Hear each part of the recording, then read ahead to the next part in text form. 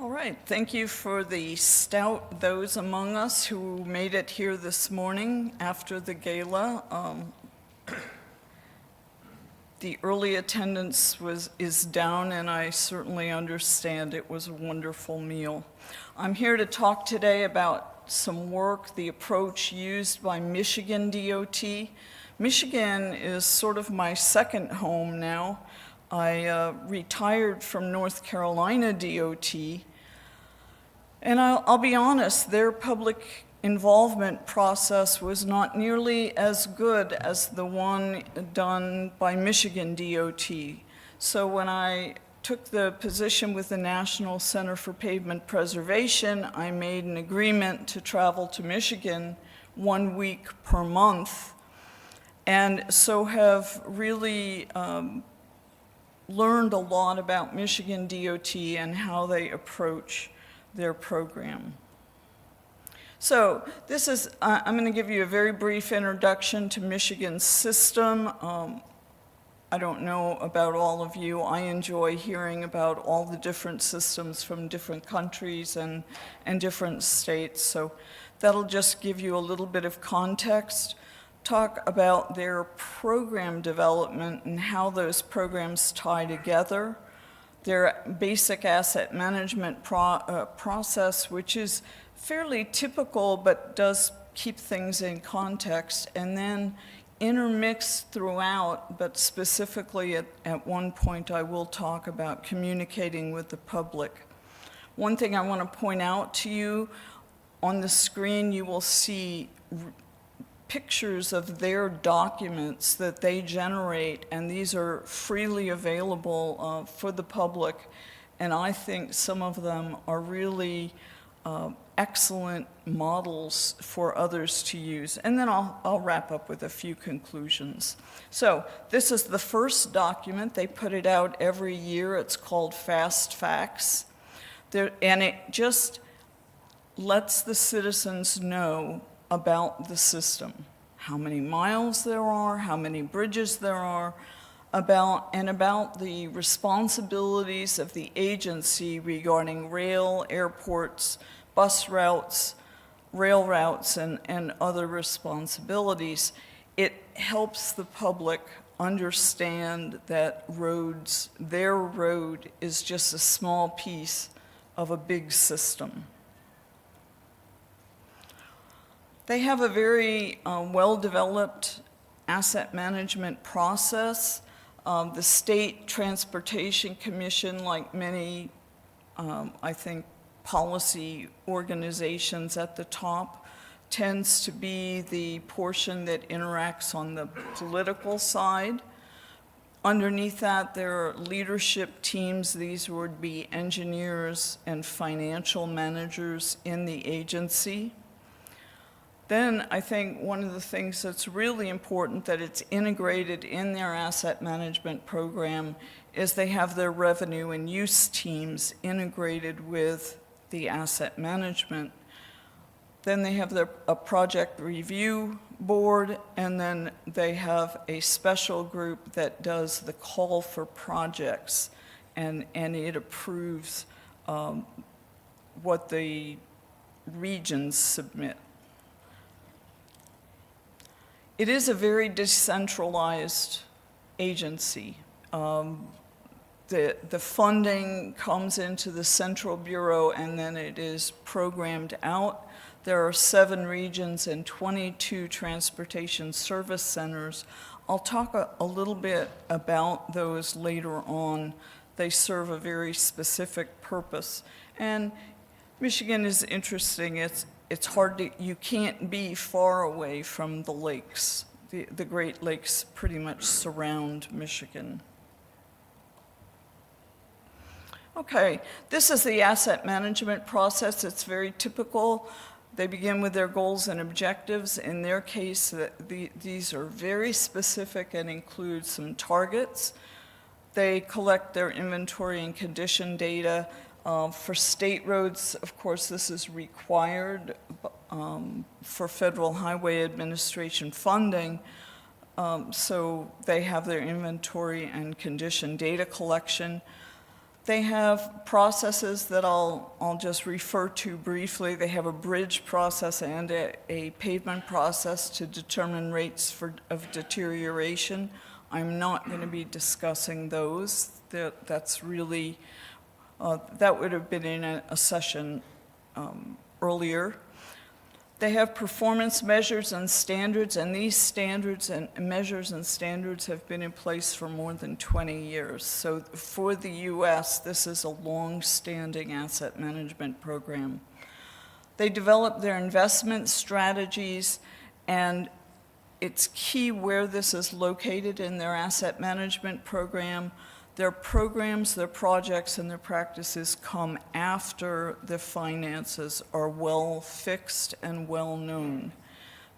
And they include a monitoring, feedback, and adjustment area that keeps the process moving and under fiscal control. This slide looked great on my computer, and I'm sorry it just didn't travel well through the web. Nevertheless, the idea is that they have a number of plans that begin with their 20-year long-range transportation plan. Then they are in the process of developing, it's probably now been submitted, their transportation asset management plan, which includes a 10-year financial plan.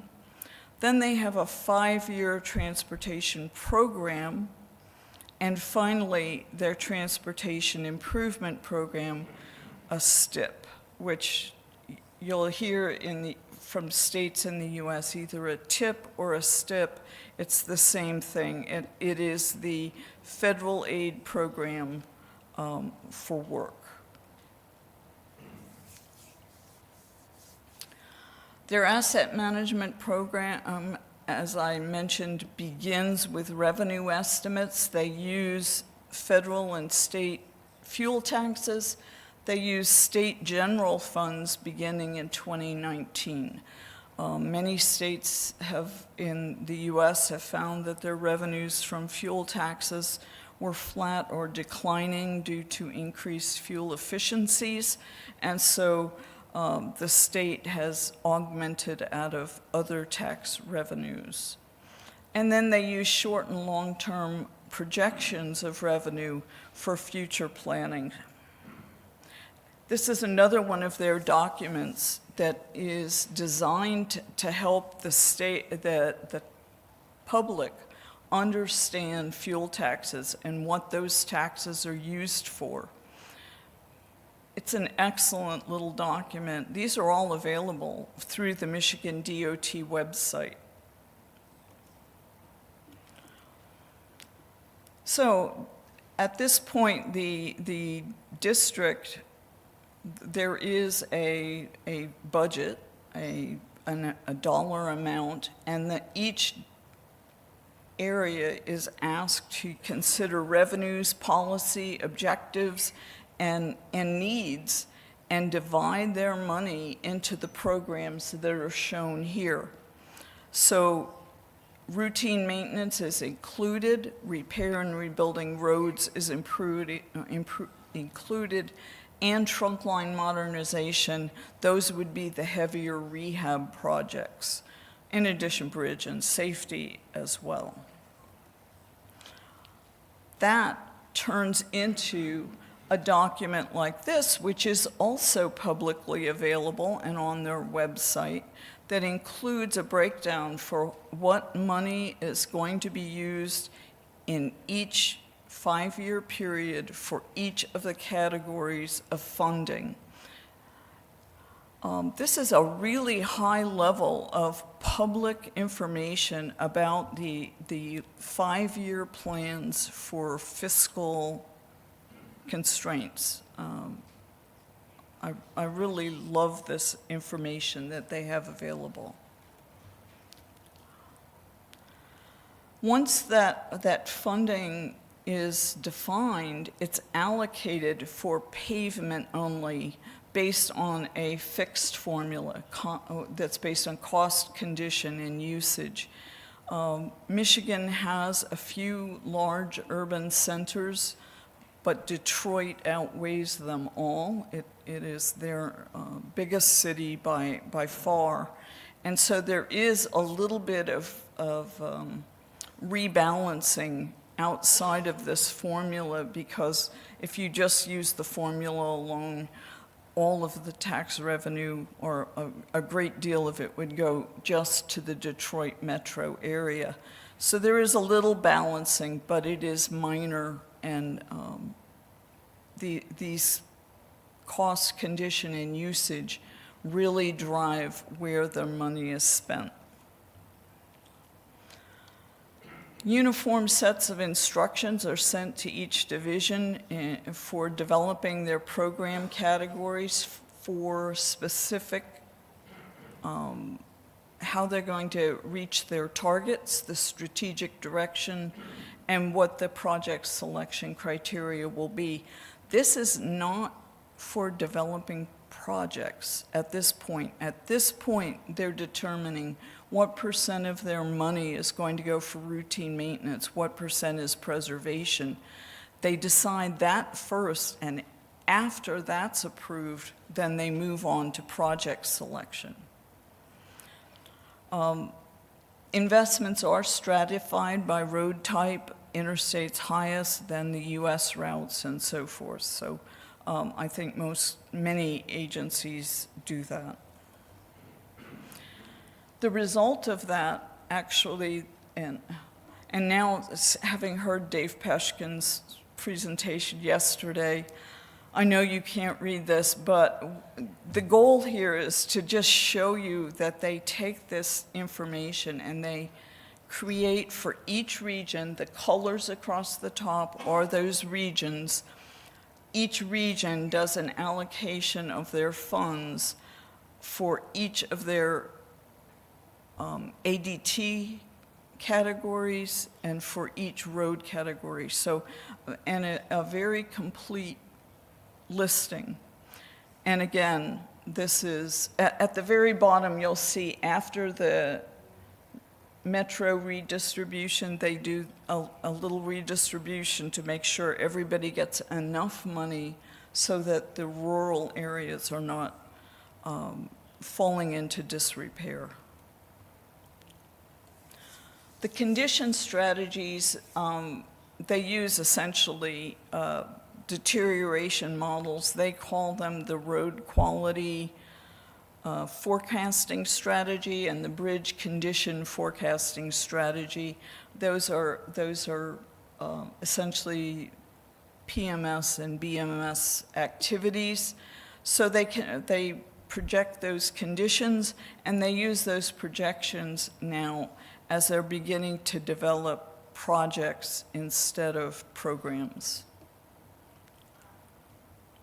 So they now have programs. They've set number of lane miles for preservation, number of lane miles for resurfacing, and so forth. And now we get to another one of my favorite documents that they've put out for the public. And that is, now they are at the point where they're selecting projects. And they put out a document that describes for the public how they pick which roads to fix. Very useful document. I wish I had had one when I was with North Carolina DOT, because that is one of the most frequently asked questions that you get in an agency. The regions do select the projects, and then they are reviewed at the statewide committee.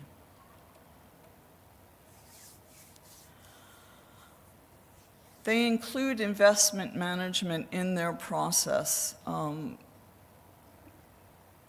They monitor their program continuously as their next construction cycle is going on. They use remaining service life for the project as part of their project selection for pavements. They have a whole list of performance measures. During their projects, they monitor scope, schedule, and budget. That's done in those regional offices. They monitor the funding targets, the revenue and use, and the financial constraints. So they really control scope creep that might be very tempting once you get a project out in an area. Well, why don't we do this? Why don't we add that? Controlling that is what keeps their projects really on target. And then they report to the public on how they are doing using a dashboard. And these have become very popular in the States. And you'll see that they have areas in economic growth, safety, accountability, mobility, and then conditions is where you'll see bridge condition and pavement condition. And they have these, they're in plain, common English. They are not using terms that are unknown to the public. It's very common when we get a bunch of engineers together, we describe performance in IRI, and that means nothing to the public. So this is all very clear and easy and publicly available information. Every year they put out a performance excellence plan which outlines what their focus is for that year, what the goal is, and it guides all levels of the agency. I talked to people in 3 or 4 different departments, and they all pointed to this one document as what is leading the way. And of course, it's also available to the public. They use all the traditional, in addition to these very nice little documents I've been showing you, they use all the traditional methods that you would expect. They get public comments on their 5-year plans. They have regional roundtables. They have focus groups. They really focus, though, when they're talking about projects, they focus on the fiscal constraints as well. And then, of course, they post their plans on their website. I mentioned that the 22 transportation service centers manage the projects. They also manage the interaction with the public. So if the public calls to complain about the condition on a roadway, it goes to this transportation service center, and they send that information on to maintenance and operations for action. They handle, but they really do tie that construction piece to the maintenance and operation piece, and that's pretty rare in the US. They do public information campaigns, particularly for large projects and in more urban environments. And then, as is ubiquitous in the US these days, email messaging, Twitter, Facebook, YouTube videos, and so forth. So a lot of public information. I've shown, I picked a few of my favorite ones of their one-page documents that they've developed for frequently asked questions. One of the questions that comes up very frequently is how much does it cost? And how do those costs compare? So on a one-page document, they show replacing a bridge deck, resurfacing with asphalt, winter maintenance, and of course Michigan is up north, so they do a lot of winter maintenance, and then urban transit buses, all on one page, and it just gives the public an idea of how these costs compare relative to each other. Another one that I thought was really a great idea, they have one on the economic impact of transportation investment to let the citizens know that the money that they're spending on transportation is impacting economic growth, it's impacting jobs, it's impacting all different segments that they may not necessarily think about. These are very clever documents. These are reality check documents that they write these are also one-page documents. They know the public doesn't want to read a 20-page report. One-page document to explain something that the public may not understand. The one on the left, really grabbed my attention, even though it's not our topic. But they were getting a lot of questions about why are you replacing a perfectly good stop sign with a new stop sign? So they showed the two stop signs during daylight hours when you could see them both, and they showed them at night where the one sign had 0 reflectivity. And it really clarified for the public what the problem was. The next one just shows the issue of pavement deterioration or bridge deterioration and how costs increase if you don't treat in a timely manner. So they have a whole series of these, but these were two that I thought were particularly easy to see the relevance. Another one was on explaining the impact of heavy trucks on the transportation system and how some of the newer trucks that are coming onto our system compare in impact on the older trucks that our roads were designed for. So another one, it's just to illustrate the kind of public information that is going on. They do an attitudes and perceptions survey every year. This is done by a private company independent of the agency, and it includes an adequate sample so that they can get a regional picture for every region in the state. It helps, the way they put it is, it helps the regions set best practices.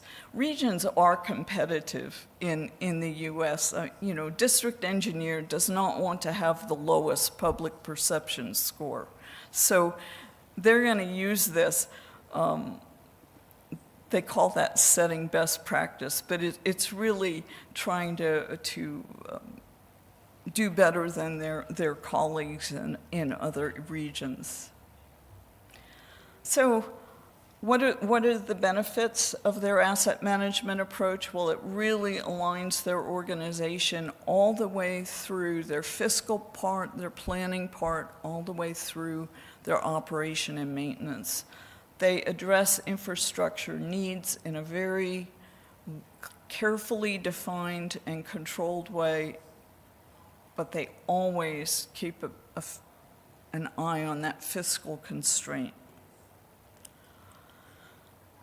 Conclusions, they've had an asset management program for more than 20 years. They were, in fact, the first state in the US to practice pavement preservation. They begin with revenue estimation. That is the key to keeping things under control. And they use a very clear and well-defined approach to how they fund the regions. And they identify what their strategies are going to be. Their programs are defined, not their projects, first. The public is involved in all the typical ways. I'm not going to read all that. The bottom line, though, is I think the real critical thing. In Michigan, they believe in the public's ability to appreciate fiscal realities and to assist the agency in doing the right thing. They don't use the excuse that the public can't understand how we do our business. Have they achieved results? Yes, they certainly have. 18 years ago, their bridge conditions were not particularly stellar. They had 75% of their state-owned and maintained roads, bridges in good or fair condition. That meant 25% were in poor condition. Over a period of time, they've raised that to 90% in good or fair condition. So really made a difference, and it shows it takes time, but you can achieve goals. Appreciate your attention, and I will take questions if you have any.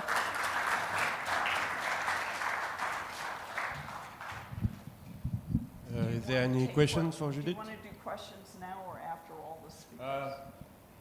we can have a question now on. Oh, that's good. Okay. Okay, thank you. Now we have Rob. Rob, this is a colleague of Vinci, of Eurovia.